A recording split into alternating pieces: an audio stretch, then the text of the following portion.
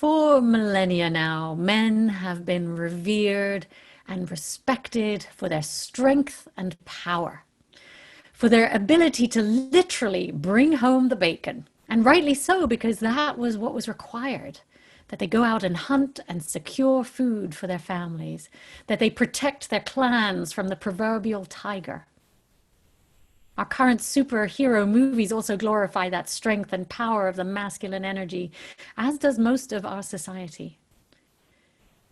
But in this day and age, when men are less needed to be hunters, and when survival is less about brute force and more about the ability to handle the many complexities of modern life, compassion seems a necessary addition to the toolbox of life, don't you think? Although nurturing and kindness have been traditionally ascribed to the gatherers among us for those raising the children, as we know, those traditional roles have shifted. Gender roles and expression are less narrow now, and there's more room for us all to express both masculine and feminine characteristics along a spectrum, wherever we may fall. For us all to grow a wider palette of emotional and physical capacities for life and for parenting. In fact, I believe that if we were to preserve our earth and raise whole, healthy children, compassion is an essential component of good leadership and parenting.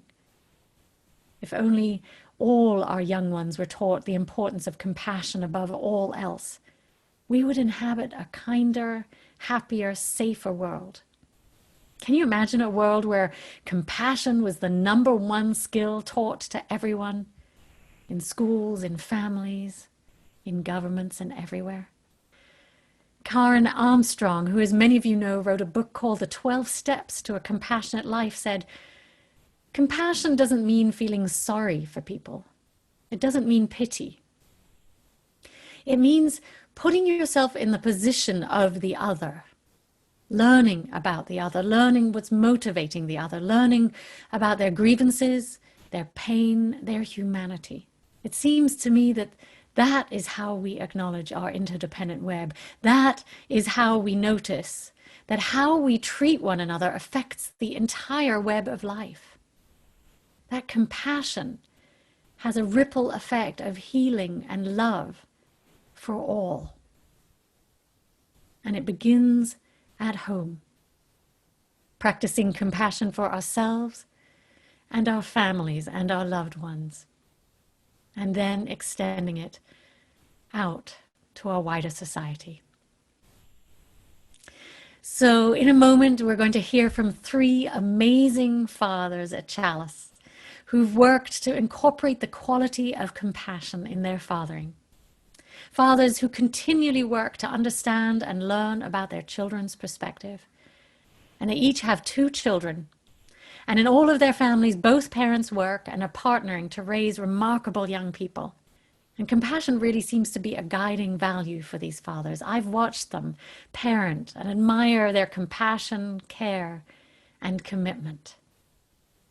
So let's now hear from Matt Petras, Raul Ballesteros, and Tim Snowber to learn how they express compassion in their parenting.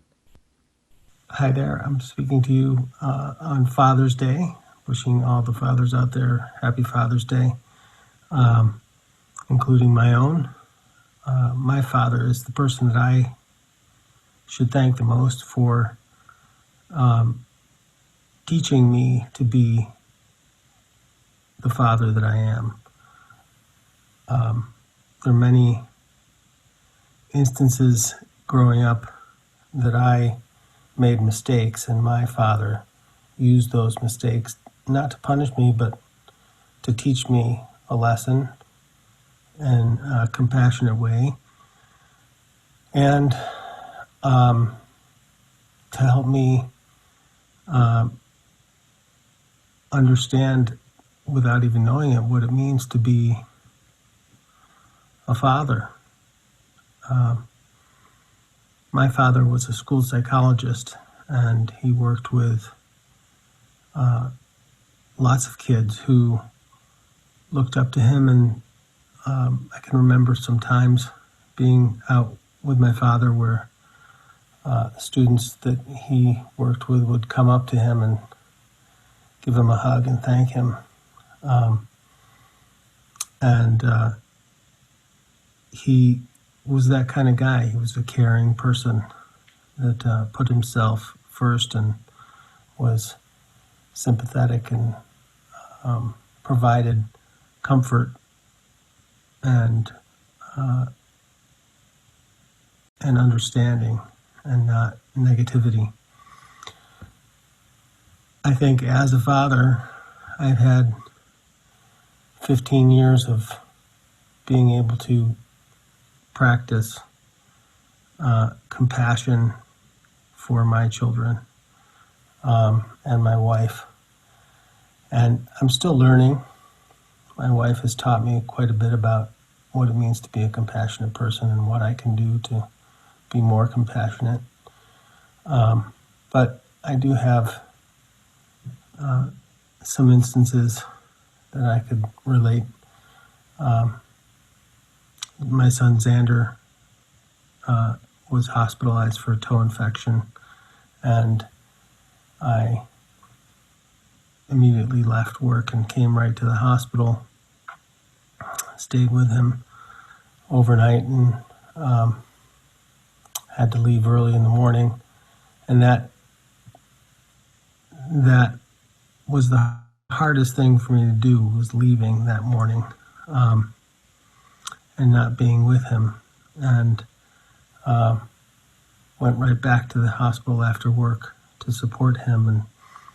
And that continued until he was out of the hospital. And my younger son, Liam, has needed quite a bit of support in the last year himself. He decided that he wanted to change his name, and we used that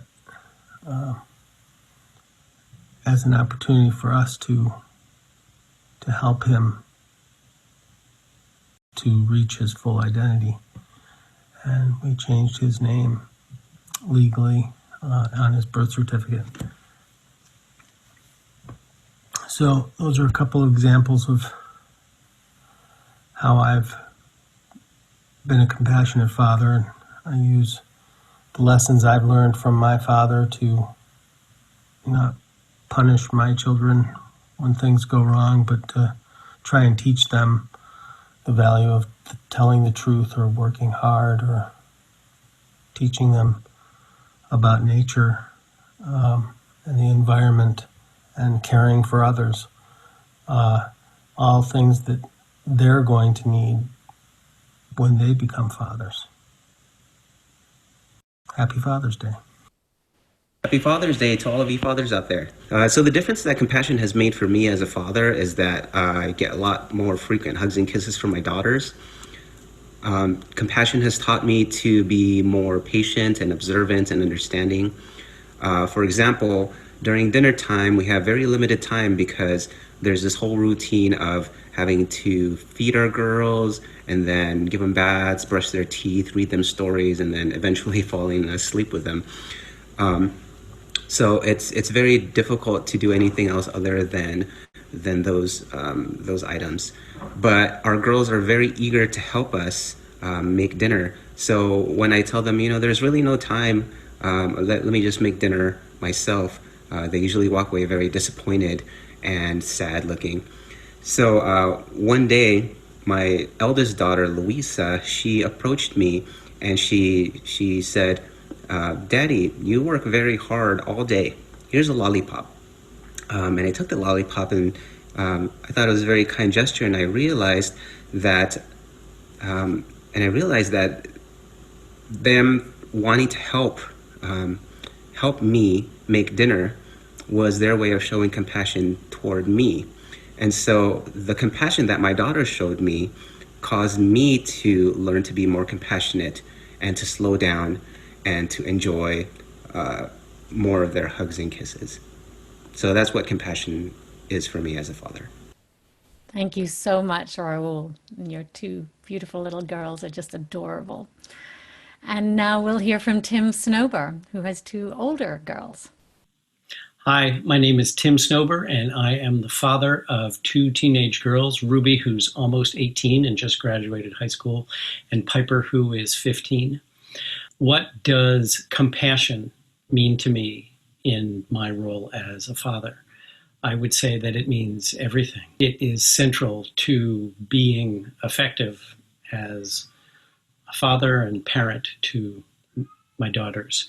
It means putting myself in their place, trying to imagine as well as remember what I felt like as I grew up, as I went through different things.